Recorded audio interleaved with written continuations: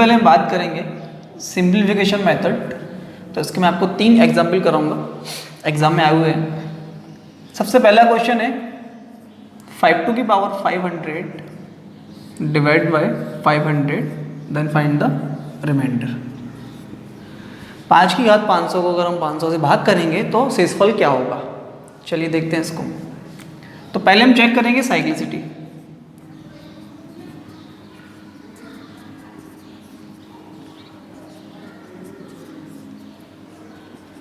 आपको पता है कि 5 की घात कितनी भी करोगे लास्ट में कितना आएगा, 5 आएगा, ठीक है।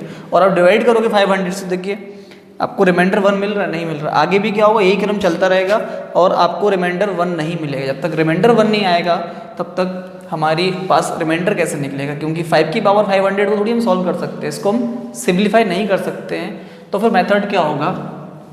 और गाइस ये जो सिचुएशन बन रही है आपकी कि आपको साइक्लिसिटी नहीं मिल रही है और आगे भी नहीं मिलेगी, तो ये तभी बनती है जब इन दोनों में कॉमन फैक्टर हो। जो बेस और डिवीज़र है इन दोनों में कॉमन फैक्टर हो, और आप देखेंगे इन दोनों में कॉमन फैक्टर क्या है, वो है 5, ठीक है। तो हमें क्या करना है, इनके बीच जो कॉमन फैक्टर है उसको समाप्त करना है, तभी हम इसको आगे सॉल्व कर सकते हैं। वो हम कैसे करेंगे, तो देखिए मैंने इसको लिखा है 500 को मैं लिखूंगा 125 इंटू 4, ठीक है। और ये 125 कितना होता है, 5 की घात 3, ठीक है। अब देखो आधार समान है, भाग हो रहा, घातें घट जाएंगी।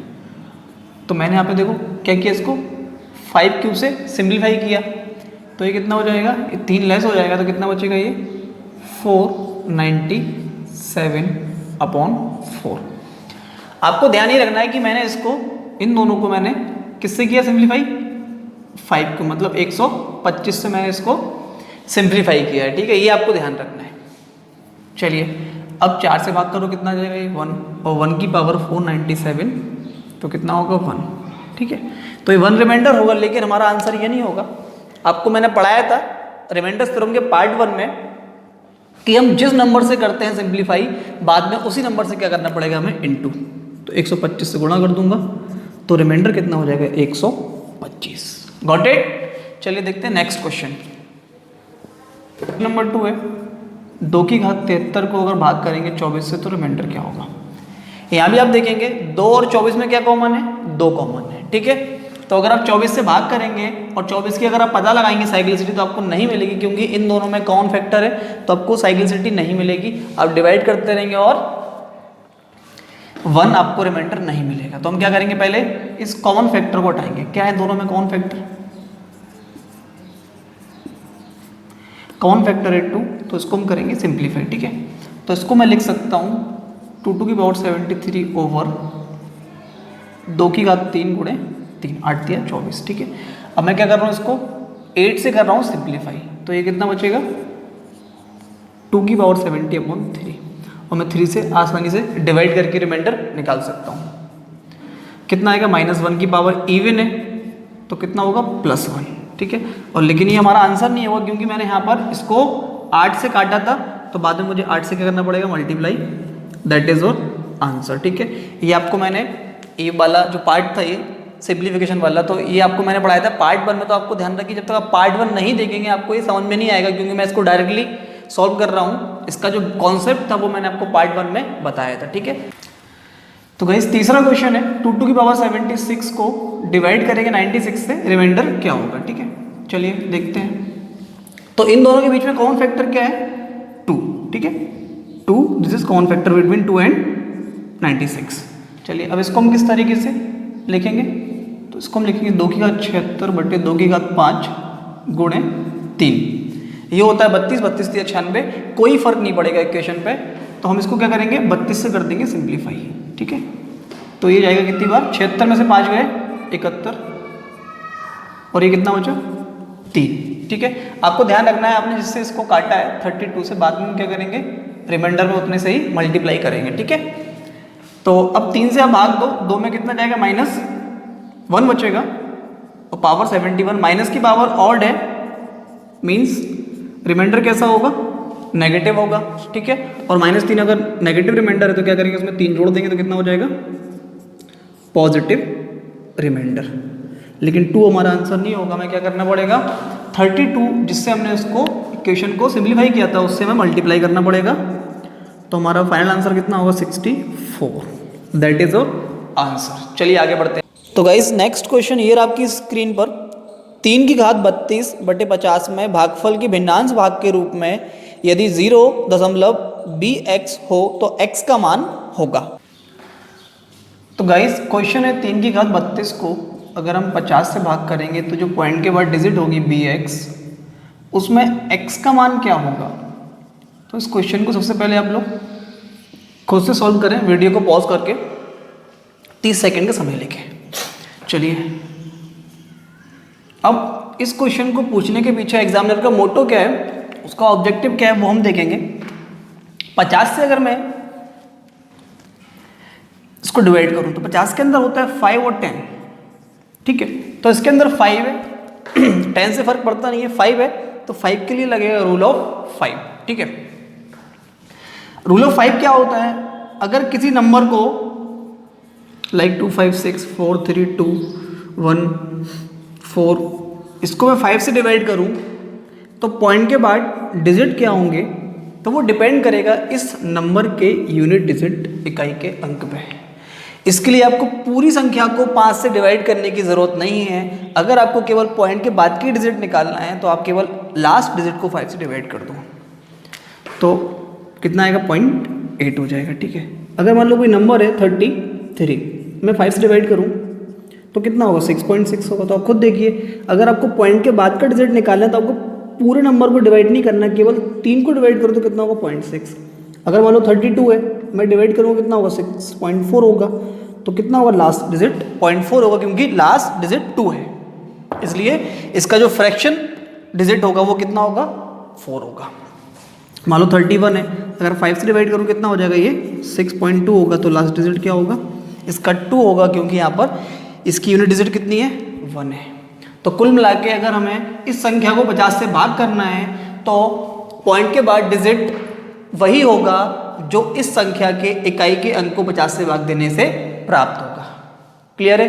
तो हमें सिंपली क्या करना है, इस संख्या का इकाई का अंक निकालना है और उसको 50 से भाग देना है, तो आपको मिल जाएगा पॉइंट bx और वहाँ से आप कंपेयर करके x का मान निकाल सकते हो। चलिए तो हम सबसे पहले इकाई का अंक कैसे निकालेंगे, तो मैंने आपको सिखाया था लेक्चर 3 में नंबर सिस्टम का, वो आप देख सकते हैं वहाँ से।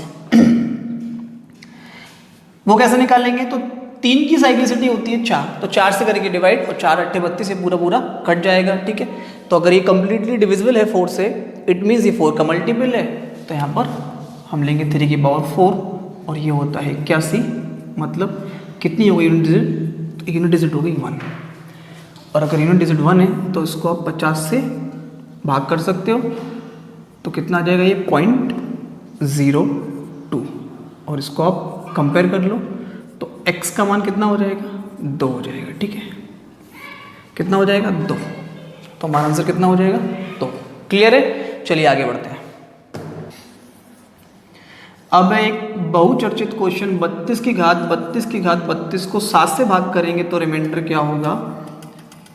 क्वेश्चन बहुत ही रद्दी है लेकिन स्टूडेंट्स ने इसको बना के रखा है हुआ, यहाँ वहाँ भेजते रहते हैं व्हाट्सएप पे, फेसबुक पे, यूट्यूब पे कि सर इसका सॉल्यूशन क्या होगा। मुझे भेजते हैं बहुत से बच्चे व्हाट्सएप पे कि सर इसका सॉल्यूशन क्या होगा, क्लास में लेके आ जाते हैं। तो मैं भी उनको अब क्लास में जो लेके आ गया तो उसको तो मैं बता देता हूँ पूरा सॉल्यूशन, क्योंकि उसके पीछे कॉन्सेप्ट क्या है वो समझा दिया मैंने उनको। लेकिन अब व्हाट्सएप पे कैसे मैं उनको समझाऊँ यार। तो वो कहते सर इसका आंसर क्या होगा, तो मैं कहता 4 होगा।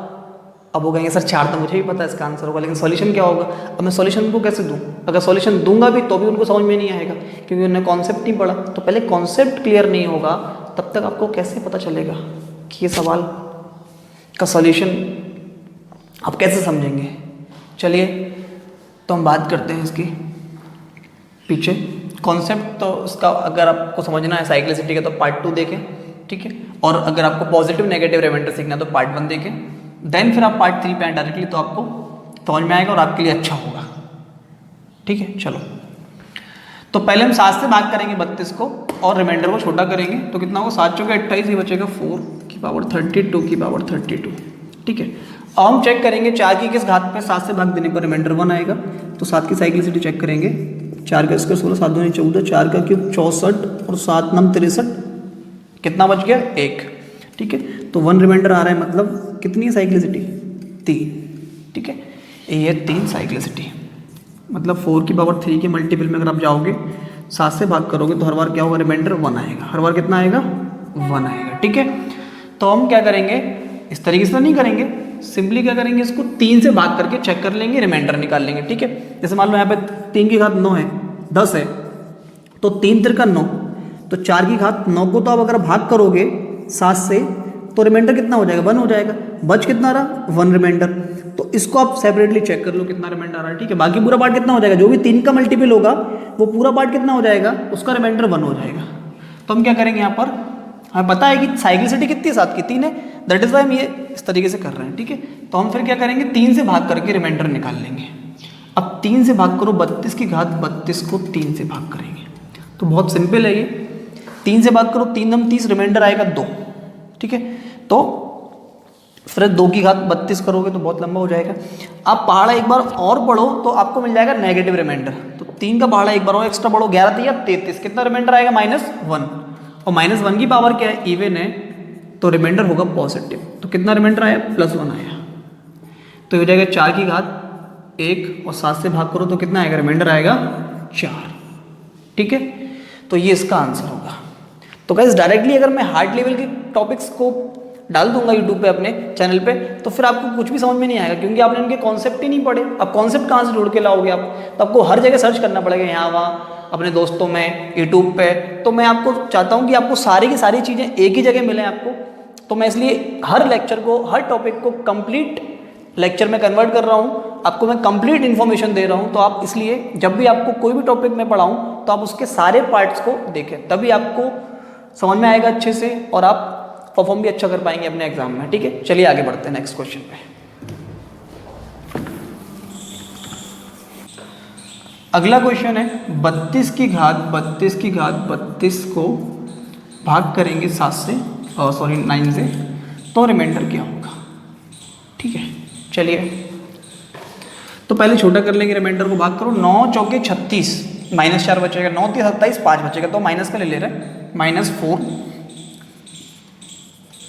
तो कितना हो जाएगा, ये पावर क्या है, इवन है, पावर इवन है तो नेगेटिव क्या हो जाएगा, पॉजिटिव हो जाएगा, कोई फर्क नहीं पड़ेगा। अब हम चेक कर लेंगे 9 की साइक्लिसिटी, ठीक है, जिससे हम डिवाइड करके आराम से निकाल सकते हैं। तो चेक करो, 4 की घात 1 कितना होता है, 4 9 से भाग करोगे 4 आएगा रिमाइंडर, 4 का स्क्वायर कितना होता है 16 होता है, और 9 से भाग करोगे 16 में तो कितना आएगा 7 आ जाएगा। 4 का क्यूब कितना होता है 64 में भाग करोगे 9 से कितना आ जाएगा 9 7 63, तो 1 बचेगा।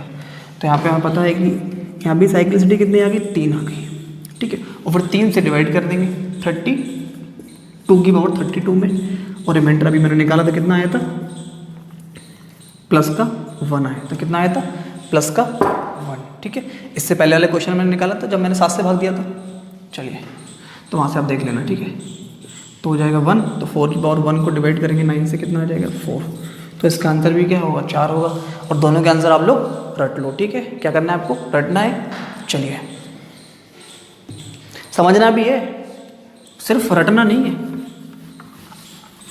वरना आप कहने लगोगे अरे सर वो तो चैनल पे आंसर रटवाते हैं, समझाते नहीं हैं।